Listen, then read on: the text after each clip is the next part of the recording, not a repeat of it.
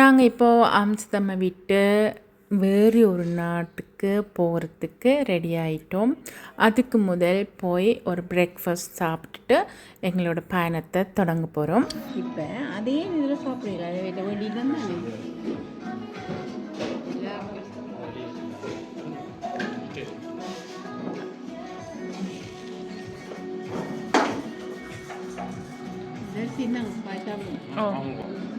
சாப்பிட்டீங்க எப்படி இருக்கு? அவக்காடாவும் திருக்குளும் வெஜிடேரியன். இப்போ வந்து ஆம்ஸ்டர்டாமை விட்டு போயிட்டு இருக்கோம். எப்படி இருக்கா ஃபீலிங்? கஷ்டமாப்பா, கஷ்டம். ஓகே, நாங்கள் இப்போ எங்கே போகிறோம்னு சொன்னால் ஃபீலிங் இருக்குது. ப்ரூசலுக்கு போகிறோம். ப்ரூசலை பற்றி சொல்லுங்க பாப்போம். ப்ரூசல் வந்து பெல்ஜியமில் இருக்குது. பெல்ஜியன் தலைநகரம். அதில் முக்கியமான ஒன்று இருக்குது. அது அங்கே போயிட்டு நான் உங்களுக்கு காட்டுறேன். யூரோப் இப்போ சொல்லக்கூடாது, போயிட்டு தான் காட்டணும். ஆனால் இது பண்ணிக்கிற ஒரு வீடு தானே. நோ யா ஆம்ஸ்டர்டாம் எப்படி இருந்துச்சு அதை சொல்லுங்க. ஆம்ஸ்டர்டாம் மேலே நல்ல ஒரு காருக்கு பின்னுக்கு இருக்கிறத நீங்கள் கண்டு கொள்ளாதங்க. உங்கள் டவலில் நான் காய போட்டிருக்கேன். என்ன ஹோட்டலில் எங்களுக்கு துவாய் தர மாட்டோம். அது நான் அப்படித்தான், என்ன மாற்ற முடியாது. ஆம்ஸ்டர்டாமில் பின்னுக்கு இருக்கிறவங்களுக்கு அவங்க முகம் காட்ட வேண்டாமா. அம்மாவுக்கு வந்து பில்டிங் பிடிச்சிருந்துச்சு.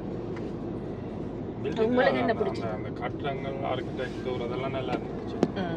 ஒரு ஒரு டிஃப்ரெண்டான ஒரு இது உண்டு. மற்ற அந்த கனாலுக்களால் என்ன சொல்கிறது, நீரோட்டம், கப்பலில் ஓடை, தண்ணி ஓடைக்குள்ளால் போனது, அது நல்லா இருந்துச்சு. அங்கே வந்து எல்லாமே எக்ஸ்பிளைன் பண்ணி கொண்டு இருக்க பார்க்கும்போது ரொம்ப நல்லா இருந்தது. அந்த வீடியோ பார்க்கும்போது உங்களுக்கு தெரியும், அதில் பார்த்தப்போ தெரிஞ்சிருக்கும் உங்களுக்கு. அதில் வந்து சொல்லியிருந்தேன், அங்கே வந்து சின்ன இருக்கிறதுலே சின்ன வீடு இல்லைன்னா சின்ன வீடுன்னா உயரமாக இருக்கு. உயரம் நீளம் ஆனால் அகலம் குறைவு. ஸ்மாலாக அப்படி இந்த இதில் அகலத்தில் ஒடுங்கியும் உயரமாக வீட்டுக்குள்ளே நல்ல டிசைன் எல்லாம் பண்ணியிருக்கேன். வடிவாக இருந்துச்சு. சைக்கிள் கூட சனத்தொகையிலும் பார்க்க 3 மடங்கு சைக்கிள். ஆம்ஸ்டர்டாமில் வந்து 9,30,000 மக்கள் இருக்காங்க சனத்தொகை. ஆனால் அதை விட டபுள் மடங்கு சைக்கிள் இருக்கு. சைக்கிளில் தானே அவங்க அன்றாட வாழ்க்கைக்கு யூஸ் பண்ணுவாங்க. பள்ளிக்கூடம் போகிறதா இருக்கட்டும், வேலைக்கு போகிறதா இருக்கட்டும். காரில் போனால் பார்க்கிங் வந்து சரியான எக்ஸ்பென்சிவ். யா ஆம்ஸ்டர்டாம் டவுனுக்கு போகிறீங்கன்னு சொன்னால், சிட்டிக்கு போகிறீங்கன்னு சொன்னால் காரை விட மெட்ரோ நல்லா. மெட்ரோ நடக்கிற $3 $3 to $4 டிக்கெட் எடுக்கலாம். அது மெட்ரோ எல்லாம் டே பாஸ் வந்து 10 €. அப்புறம் வந்து நீங்கள் சைக்கிளும் வந்து நீங்கள் ரெண்ட் பண்ணிட்டு சைக்கிளே ஓடலாம். ஆனால் கார் விட்ட பார்க்கிங்குக்கு இவ்வளோ இது 30 €. ஒரு 3 ஹவர்ஸுக்கு.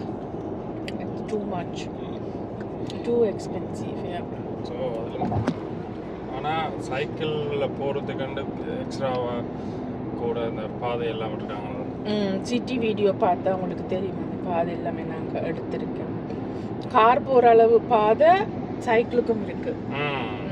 சுவிஸ்ல எல்லாம் வந்து சைக்கிளுக்கு பாதை இருக்கு, ஆனால் அது ஒரு குட்டியாக இருக்கும், இந்த குட்டியாக இருக்கும். ஆனால் இங்கே வந்து கார் போகிற அளவுக்கு சைஸ் அளவு என்னன்னு சொல்கிறது, அகலத்துக்கு சைக்கிள் போகிறதுக்கு இருக்கு. யா மற்றது நாங்கள் அந்த காத்தாடி இடம் பார்க்க போனாங்க, அதுவும் சூப்பராக இருந்துச்சு. நீங்கள் ஆம்ஸ்டர்டாம் வந்தீங்கன்னா கண்டிப்பாக அந்த இடத்துக்கும் நீங்கள் போகணும். நீங்கள் இதில் இருக்கிற வீட்டை பாருங்க, வித்தியாசமாக இருக்கு. வானத்தை தொடும் அளவுக்கு வெவ்வேறு. உங்கள் இது ஃபோட்டோ எடுக்கலையா நீங்கள்? பில்டிங் ஃபோட்டோ இந்த பாருங்க, அவ்வளோ வடிவாக இருக்கு. டிசைனாக இருக்கு, சூப்பராக இருக்கு. வெவ்வேறு டிசைன். இப்போ நானும் முதலே பார்த்துட்டு இருந்தேன்னா முன்னுக்கு கார். தயவு செஞ்சு நீங்கள் கார் ரோட்டை பார்த்து விடுங்க, நீங்கள் வீடியோவில் பார்த்துக்கங்க. இதுவும் வடிவா இருக்கு.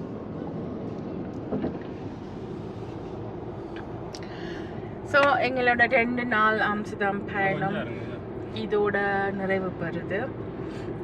இந்த பயணம் நாங்கள் இப்போ பிரிசலுக்கு போயிட்டுருக்கோம். பிரிசலுக்கு வந்து இதில் 2 மணி நேரம் 42 நிமிஷம் காட்டுது. ஸோ பிரிசலுக்கு போயிட்டு நான் பிரிசலில் பார்க்குறதுக்கு என்ன இருக்கிறது உங்களுக்கு நான் சொல்கிறேன். இது வந்து சும்மா ஒரு குட்டியாக 1 வீக்கில், ஒரு வாரத்தில் நாங்கள் ஐரோப்பா டூரு நாங்கள் ஐரோப்பாவில் தான் இருக்கோம். பட் ஜெர்மன், ஆம்ஸ்டர்டாம், பிரிசலுக்கு போகிறோம்.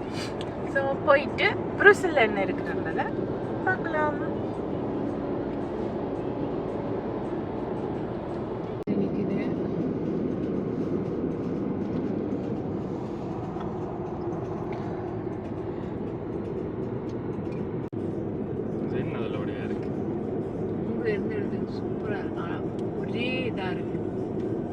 நேர் ஒரு நேரும் மேல் வளர்த்தியும் ஒரே அளவா இருக்கு.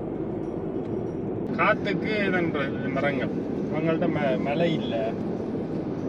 ஓ அது விளங்குது. நான் சொல்ல அந்த மரத்தின் இதை சொல்றேன். என்ன மரமா?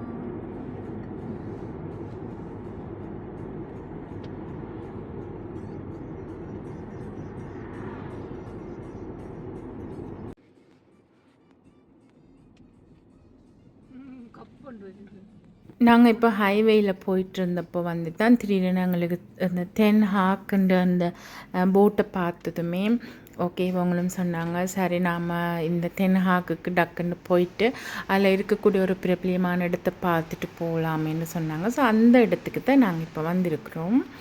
இப்போ ஸோ அந்த பில்டிங்கு கிட்ட நாங்கள் நெருங்கிட்டோம்.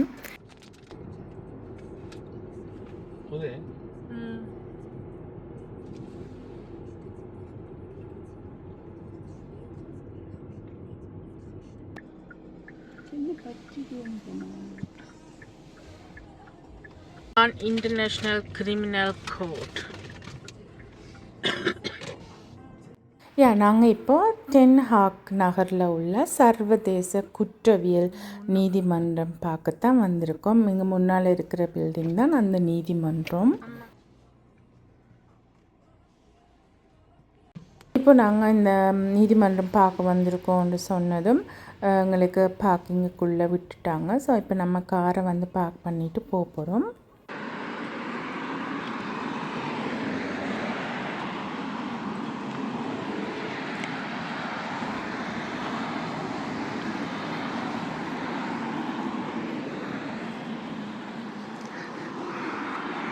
இப்போ நாங்கள் போகிற இடத்தை பற்றி சொல்லுங்க சார். ஒரு முக்கியமான இடம் உண்டு. இதான் வந்து இன்டர்நேஷ்னல் கிரைம் கோர்ட்.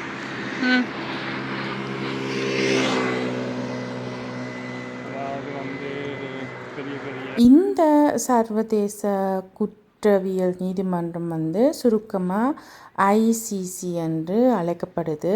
அதாவது வந்து இந்த நீதிமன்றத்தில் உலகில் நடைபெறுற மிக கடுமையான சர்வதேச குற்றங்கள் தொடர்பான தனி நபர்களை விசாரிக்கிறது. இதில் இனப்படுகொலை, மனித குலத்திற்கு எதிரான குற்றங்கள், போர்க்குற்றங்கள் மற்றும் ஆக்கிரமிப்பு குற்றங்கள் என்று சொல்லப்படுது. இல்லைங்க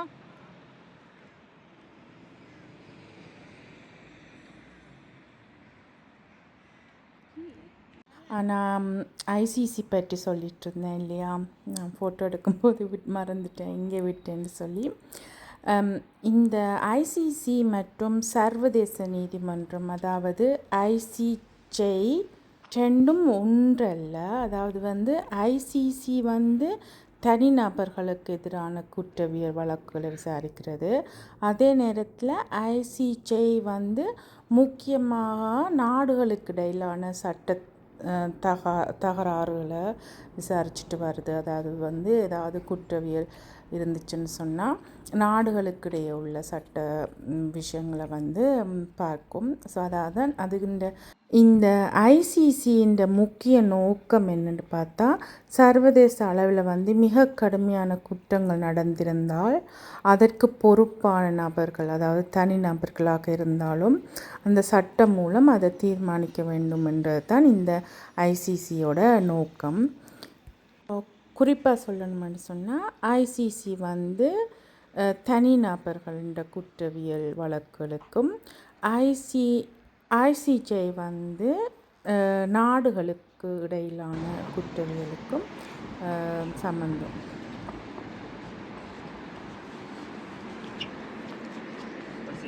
Mostruk.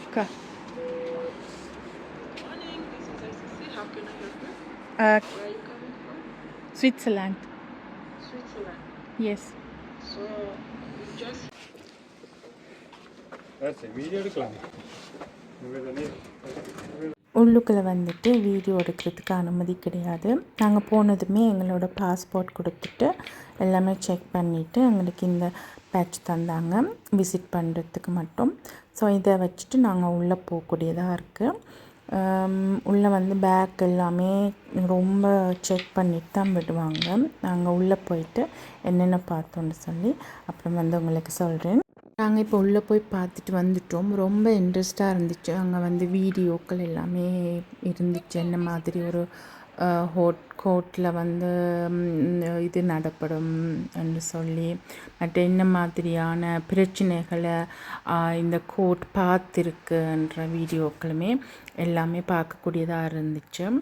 இதில் வந்துட்டு 125 ஃபெட்ராக் ஸ்டாத்தன், அதாவது வந்து ஒப்பந்தம் உள்ள நாடுகளோட கொடியல் தான் நீங்கள் பார்க்கக்கூடியதாக இருந்தது. அது 125 நாடுகள்.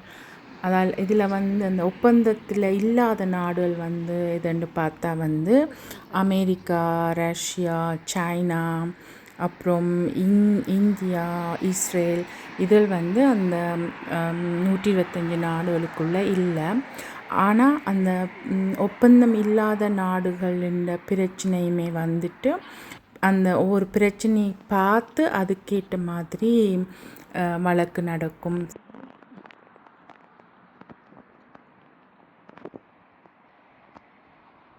பார்த்துட்டு வந்ததுக்கப்புறம் காருக்குள்ளே ரொம்ப டிஸ்கஷன் போயிட்டுருக்கு. யார் யாருக்கு என்ன மாதிரியான வழக்குகள் நடந்தது, யார் நமக்கு தெரியும்னு சொல்லி. நீங்கள் நெதர்லாந்து வந்தால், தென்ஹாக் பக்கம் எப்பாச்சும் வந்தால் ஒரு வாட்டி நீங்கள் இந்த கோர்ட்டை போய் விசிட் பண்ணுறது நல்ல விஷயம். ஸோ இன்டர்நேஷ்னல் கிரிமினல் கோர்ட் எப்படி ஃபங்க்ஷன் ஆகுதுன்றதை அறிஞ்சு கொள்ளக்கூடியதாக இருக்கும். இங்கே உள்ளே போயிட்டு எல்லா வீடியோஸும் பார்க்கக்கூடியதாக இருக்கும். ஃபோட்டோ எடுத்து நாங்கள் ஃபோட்டோ மெயிலில் சென்ட் பண்ணுறேன்னு சொன்னாங்க. இன்னுமே மெயிலில் வரையில. அப்படி எங்களோட ஃபோட்டோ மெயிலில் வந்துச்சு. அப்போது நான் இந்த வீடியோ எடிட் பண்ணும்போது வந்துருந்துச்சுன்னு சொன்னால் அதை இதோட சேர்த்துக்கிறேன். இல்லைன்னு சொன்னால் ஃபோட்டோ இல்லைன்னு அர்த்தம். ரொம்ப இன்ட்ரெஸ்டாக இருந்துச்சு இன்றைக்கி. ஸோ இதோட எங்களோட பயணம், நாங்கள் பிரிஸ்ல நோக்கி எங்களோட பயணமும் ஆரம்பிச்சுட்டு, ரோடுகளும் வந்து ரொம்ப அழகாக இருந்துச்சு. பில்டிங் எல்லாம் வித்தியாசமாக இருந்துச்சு. ஆம்ஸ்டர்டாமை விட தென்ஹாக்கில் வந்து பில்டிங் வந்து வித்தியாசமாக இருந்துச்சு. ஸோ இவ்வளவு தான் இந்த வீடியோ உங்களுக்கு கண்டிப்பாக பயனுள்ளதாக இருந்திருக்கும்னு நான் நம்புகிறேன். அப்படின்னு சொன்னால் இந்த வீடியோவை லைக் பண்ணிக்கோங்க. லைக் பண்ணிவிட்டு உங்களுக்கு பிடிச்சவங்க தெரிஞ்சவங்க கூட ஷேர் பண்ணிக்கோங்க. அதே போல் என்னோடய யூடியூப் சேனலை நீங்கள் இன்னுமே சப்ஸ்கிரைப் பண்ணலைன்னு சொன்னால் சப்ஸ்கிரைப் பண்ணிவிட்டு வீடியோவை பாருங்கள். அது மட்டும் இல்லாமல் உங்களோட இந்த வீடியோ பற்றின கருத்துக்களை எனக்கு அறியப்படுத்துங்க. ஸோ மீண்டும் இன்னொரு காணொளியில் உங்களை சந்திக்கும் வரை நன்றி, வணக்கம்.